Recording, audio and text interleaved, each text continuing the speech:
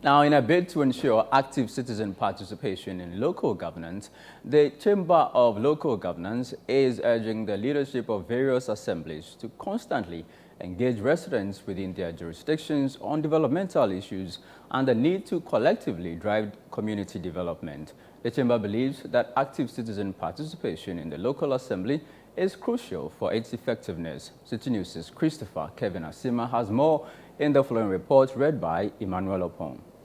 Assembly members who were recently elected into the district-level elections were sworn in on Monday, 12 February 2024 to commence their 4-year term. President Akufo-Addo urged them to endorse government-led local government development projects while fostering a harmonious working relationship with municipal chief executives. Some selected assembly members in an interview with Citi News expressed their willingness to develop their electoral areas. As an assembly member, I think our main aim and focus is supposed to be to lobby for development within our electoral area. Development vis-a-vis health, development vis-a-vis sanitation, vis-a-vis education, and then sports. So our general aim is to instill proper sanitation practice within our communities.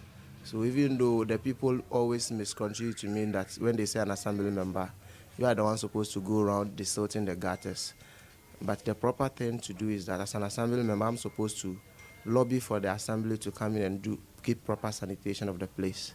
Every constituency have electoral areas. So the money that they normally give to members of parliament or other support, they need to let some come to the assembly members. Because normally the MPs, even though they are members of parliament, but they don't normally come to the community every day.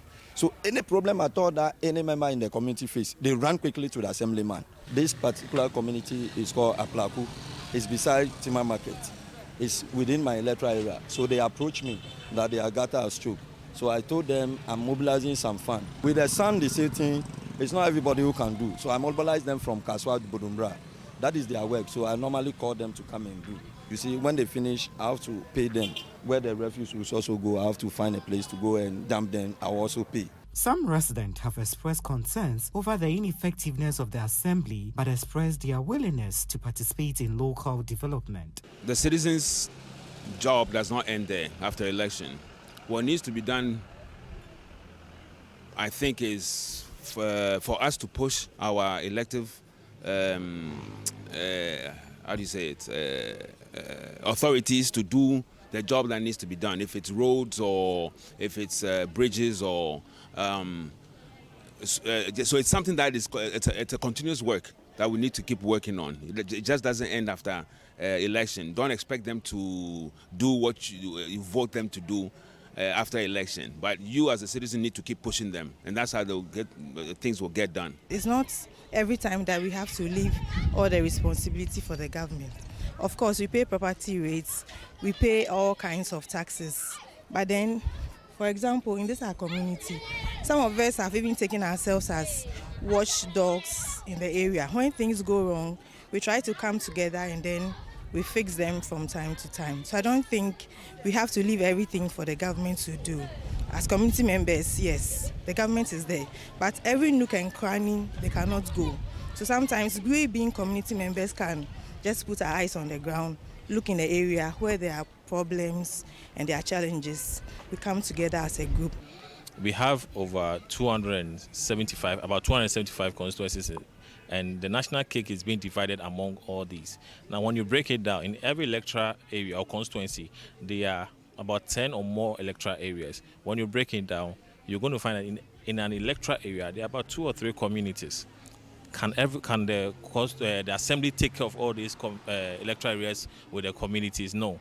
So if the communities are paying something small, if members are paying something small for certain development, I think there's nothing wrong with that. The president of the Chamber of Local Governance, Dr. Richard Fiadonomo, bemoaned what he described as the blatant exclusion of citizens in the local governance consultative structure. He sees it as an unfortunate that many assemblies do not engage with citizens, thereby preventing them from playing their roles. The citizens are fully aware of the local governance system.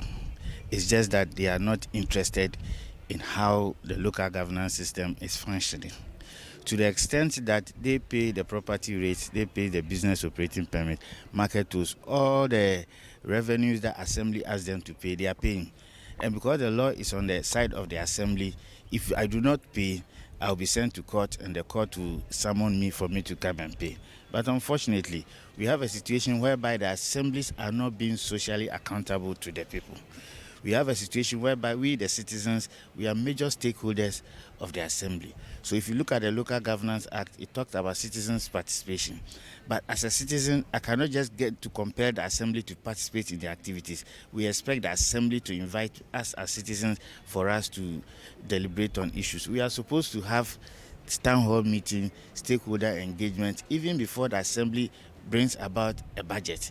But what most assemblies do, that they know that we have a, traders association, we have seamstress association, so they just go and talk to their leaders and then they think they have done stakeholder engagement. So because of that, the citizens see what the assembly is doing and what the assembly is not doing, and because of that, they get not to be interested in the activities of the assembly. We have a situation whereby we are in a community, before we see one day a contractor has come grading the roads become dusty. The assembly does not even pre-inform us that, this major road, we intend to come and do rehabilitation or reconstruct the road for those of us who are around the roadside to reorient or reorganize our lives. We just see. So when all those things happen, we think the assembly does not care about us. So as a result of that, we are also not interested in activities of the assembly. Many citizens have expressed disappointment with the leadership in the country over a lack of inadequate development, with failures emanating from both political and local levels. The Bus Stop Boys, a citizen advocacy group, has taken it upon themselves to rally citizens to join in their efforts to clean the communities.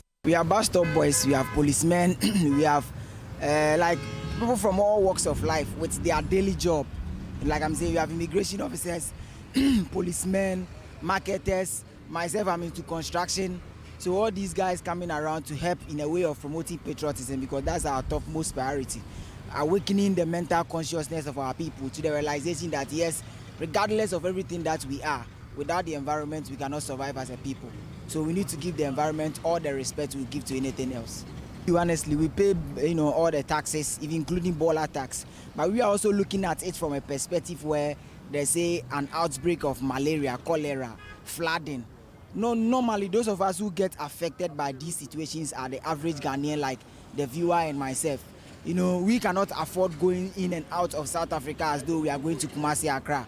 So if we are the dying point of problems, then I think, or we as Bus Stop Boys are saying that yes, it's about time they are there. They are not supposed to do what we all expect of them. But we cannot also blame them, because they have the same mentality like you and I.